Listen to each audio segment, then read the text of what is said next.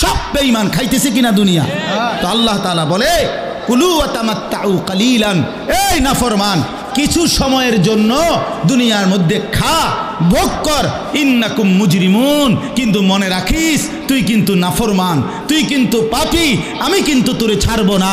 কবরের প্রথম রাত থেকে হাসরের ময়দানে আমি দেখবি তুই বান্দা আমি কত কঠিন কত কঠোর, তোরে আমি দেখাবো। ভাত খাইতে লইছে খাও, ভাত খাইতে লইছ খাও বান্দা, এখানে আটকামু না, এখানে আমি জানোয়াররাও আটকাই না, আমি জন্তু জানোয়াররাও খাইতে দেই, তোরে দিতাম না কেন বেটা, খা বেটা। কিন্তু ইন্নাকুম মুজরিমুন, মনে রাখো 7টা বাজে নাস্তা করতে বসছো, আল্লাহ যেন ডাক দিয়ে বলে বেঈমান খা, ঠিক আছে নাস্তা, কিন্তু মনে রাখিস ফজরের নামাজ পড়স নাই, আমি হিসাব রাখছি। রাত 10টা বাজে খাইতে বসছো বেঈমান, ঠিক আছে খা, কিন্তু মনে রাখিস এশার নামাজ পড়ো নাই। ঘর করলা, ফার্নিচার বানাইলা, ঠিক আছে থাকো, তো মনে রাখো এগুলো সুদের টাকা, এগুলা কাস্টমারে ঠকাইয়া মিথ্যা বইলা ওজনে কম দিয়া ওই টাকা আমি জানি, আমি বান্দা দেখব। ওয়াইলুন ইয়াউমাইযিল লিল মুকাদ্দিবিন, আবার বলতেছে আল্লাহ মিথ্যাবাদী নাফরমান তোমাদের জন্য বড় বেশি দুর্ভোগ, লাঞ্ছনা, আযাব তোমাদের জন্য, আযাব। এই জন্য আল্লাহ তাআলা বলছেন এটা। এরপরে আবার বলে দেখেন ওয়া ইযা কিলা লাহুমুর কাউ লা ইয়ারকাউন, এই ছেলেরা তোমরা সবাই শোনো, আল্লাহ তাআলা আবারও বলতেছে সমস্ত মিথ্যাবাদী নাফরমান তোমাদের জন্য হাসরের ময়দানে কেন লাঞ্ছনা হবে, এর প্রধান কারণ ওয়া ইযা কিলা লাহুমুর কাউ লা ইয়ারকাউন, যখনই বলা হতো নামাজ পড়তে, যখনই বলা হতো রুকু করতে, যখনই বলা হতো সেজদা দিতে, লা ইয়ারকাউন, আল্লাহ তাআলা বলেন সে রুকু করে না, সেজদা দেয় না, নামাজ পড়ে না, নামাজ পড়ে না। আল্লাহ বলেন আমি এতবার বললাম, এতবার বললাম, একটা দিনে 5 বার মসজিদে আজান হলো, একটা মহল্লায় শুধু একটা মসজিদ না, এক এক ওয়াক্তে এক একজনের কানে কমপক্ষে 10টা মসজিদ থেকে আজানের আওয়াজ আসে, ঠিক কিনা বলেন? কি রে বান্দা এত শক্ত হইলি কেমনে বান্দা, আমার এত বড় আসমান ও জমিন দিয়া, এত বড় কায়নাত দিয়ে বান্দা আমি তোকে লালন পালন করলাম, বিনিময়ে তুমি একটা সেজদাও দিলা না। 365 দিনে খোদার একটা বছর কোনো দিন ফজরের নামাজ পড়লা না, এ কেমন জিন্দিগি বাপ? এত এত কঠিন মানুষ কেমনে হয়, এত পাষাণ মুসলমান কেমনে হয় বাপ বলেন? আর কতগুলো কথা বললে বলেন। এই জন্য নওজোয়ান আমার অনুরোধ রইল, নওজোয়ান নিজেরে বরবাদ করে দিও না বাপ, নিজেরে শেষ করে দিও না, নষ্ট করে দিও না, কষ্ট পাইবা বাপ। একদিন কবরে তোমার 14 গোষ্ঠীর কেউ থাকবে না, একদিন হাসরের ময়দানে তোমার পাশে কেউ থাকবে না, তুমি শুধুই একা। আল্লাহ তাআলা বলছেন বান্দা আমি এত বড় কোরআন নাজিল করলাম, তারপরে আর কি বললে তুমি ঈমান আনতে, আর কেমনে বলতাম আমি? নবীজি জিজ্ঞেস করবে, খোদার কসম নবী জিজ্ঞেস করবে, উম্মত 23টা বছর আমি দিন রাত কাঁদছি রে উম্মত, তুই জানোস না উম্মত আমি তোর জন্য কি পরিমাণ কাঁদছিলাম, সারাটা রাত আমি কেঁদেছি, তায়েফের পাথরের আঘাতে আমার পিঠ ছিদ্র ছিদ্র করে ফেলছে, আমি ক্ষুধার কষ্টে পেটে পাথর ভাঙছি, আমার ঘরের চুলায় আগুন জ্বলে নাই, আমি দান্দার শহীদ করে সারাটা দেহ রক্ত মাখা হয়ে বেহুশ হয়ে উহুদের প্রান্তরে পড়েছিলাম, এত কাঁদলাম, এত রক্ত ঝরাইলাম, 23 বছরে বিনিময়ে উম্মত আমি বুঝি তোর কলজাটা নরম করতে পারলাম না। কি বলবেন ভাইয়া? এই ছেলেরা বাপ কি বলবা তোমরা বলো দোস্ত? আমরা যারা মুমিন নিজেদেরকে চিনি, জানি যে আমরা মুসলমান, আমরা মুমিন, তো আমাদের কাছে আল্লাহ তাআলা সবচেয়ে গুরুত্বপূর্ণ একটি জিনিস চায়। কোরআনুল কারীমে আল্লাহ তাআলা আমাদের মুমিনদেরকে, ইমানদারদেরকে ডাক দিয়ে দিয়ে বারবার এই চাওয়াটা বলেছেন, ইয়া আইয়ুহাল্লাযীনা আমানুত্তাকুল্লাহ। এই কথাটা আল্লাহ তাআলা কোরআনুল কারীমে বহুবার বলছেন। হে ঈমানদারগণ, হে মুমিনগণ, তোমরা যারা বুঝো যে তোমরা মুসলমান, তোমরা মুমিন, তোমরা ঈমানদার, তো আমি আল্লাহ তোমাদেরকে বলছি, ইত্তাকুল্লাহ, তোমরা তাকওয়া অবলম্বন করো, তাকওয়া অবলম্বন করো, আল্লাহকে ভয় করো, তাকওয়া গ্রহণ করো। এই কথা, এটাই তাকওয়া। প্রত্যেকটা ঈমানদার, প্রত্যেকটা মুসলমান, ছোট বড়, জওয়ান বুড়ো, আমাদের সমস্ত ব্যক্তিকে আল্লাহ তাআলা বলেছেন বারবার, ইত্তাকুল্লাহ, আল্লাহকে ভয় করো, মানে তাকওয়া অবলম্বন করো। ছেলেরা তোমরা ভাই এই হাতে ধরা যেই মোবাইলগুলো এটা নামায় ফেলো।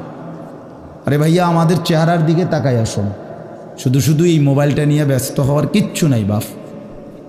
এতে এমনিতেই মোবাইলে অনেক বয়ান আছে অনর্থক। এটার দিকেই যদি পুরা তাকায়া থাকো তো তাইলে আলেমের দিকে তাকাইবা কেমন? এই জন্য দোস্ত, এটা জরুরি বিষয়, এটা এতটুকু বোঝা উচিত, সবসময় মনে রাখা দরকার। সারাক্ষণ মোবাইল এটা নিয়ে ব্যস্ত থাকা, এটা আসলে একটা অসভ্যতা ছাড়া আর কিচ্ছু। এটা এত পাগল মানুষ হয় না আসলে। সামান্যতম বিবেক কাজ করা উচিত, বুদ্ধি বিবেচনা, নিজের আকল দেমাগ কাজ করা উচিত, যে ভাই আমি কতক্ষণ। এক মানুষ বুঝি সারাদিন এটা নিয়ে থাকে, তাহলে আমাদেরকে আল্লাহ তাআলা কেন বানাইলেন? এই পৃথিবীতে আমরা আসলাম কেন? আমার জীবনের উদ্দেশ্যটা কি? ন্যূনতম আকল তো থাকা উচিত যে আমি আসলাম কেন, কে পাঠাইলেন আমারে, কেন পাঠাইলেন, কার কাছ থেকে আমি আসলাম, আমি যাব কোথায়। প্রতিনিয়ত মানুষগুলো যে মারা যায়, ওরা যাচ্ছে কোথায়, কি হবে তাদের? এই সামান্যতম বুদ্ধি দেমাগ একটা প্রাপ্তবয়স্ক ছেলে, তোমরা কারো বয়স 14 বছর, কারো 16 বছর, কারো 18 বছর, এ তো পরিণত বয়স, মানে পরিপক্ক বয়স। ওয়ালাম্মা বালাগা আশুদ্দা, একেবারে পূর্ণ শক্তির টাইম। কোরআন শরীফে আল্লাহ তাআলা মানুষের হায়াতকে 3টা ভাগে ভাগ করছে। একটা হলো জন্মের পরবর্তী শিশুকাল, আরেকটা হলো যৌবনকাল, আরেকটা হলো বৃদ্ধকাল। এই 3টার মধ্যে আল্লাহ তাআলা নিজেই বলছেন শিশুকাল এবং বৃদ্ধকাল দুইটাই দুর্বল, দফ, এই শব্দের অর্থ দুর্বলতার সময়। আর শুধু কেবল আল্লাহ তাআলা যৌবনকালকেই বলছেন কুওয়াতান, শক্তির সময়। শক্তি, সামর্থ্য, শৌর্য, বীর্য, এই সবটাই যৌবনকাল। এই জন্য শক্তির সময়, সামর্থ্যের সময় মেহনত করতে হয়। যৌবনকালটাই জিন্দেগির প্রধানতম সময়। ভালো কিছু করলেও এই টাইমে, নিজেরে নষ্ট করে দিলেও এই টাইম, গড়লেও এই হায়াত, এইটাই সুযোগ, বরবাদ করে দিলেও এটা সুযোগ। বুড়া মানুষ, বয়স্ক লোক ইচ্ছা করলেও অনেক নেক কাজ করতে পারেন, ইচ্ছা করলেও অনেক গুনার কাজও করতে পারেন। বয়স হয়ে গেছে 60 বছর, 70 বছর, এখন চাইলেই সারা রাত তাহাজ্জুদ পড়তে পারবে না, চাইলেই সারা রাত নাচের আড্ডায়ও থাকতে পারবে না, শরীরে কুলাবে না, ইচ্ছা থাকলেও পারবে না। ইচ্ছা করলেই আল্লাহর জন্য জান কোরবানি করে দ্বীনের জন্য কঠিন মেহনত মুজাহাদা করতে পারবে না, এটা স্বাভাবিক।